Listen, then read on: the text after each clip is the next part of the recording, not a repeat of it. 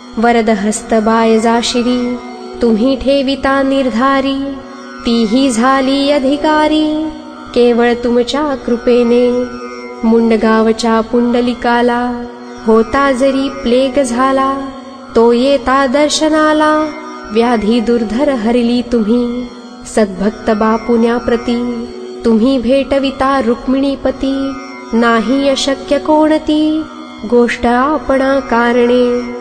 एके वेळी आपणाला गोपाळ बुटी घेऊन गेला, भोसल्याच्या नागपुराला अति आग्रह करूनी।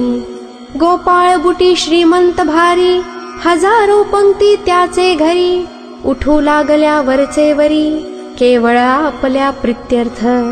इकडे शेगाव सुने पडले, प्रेतवत दिसू लागले, मुखी तेज नाही उरले, मुळीच पाटील मंडळीच्या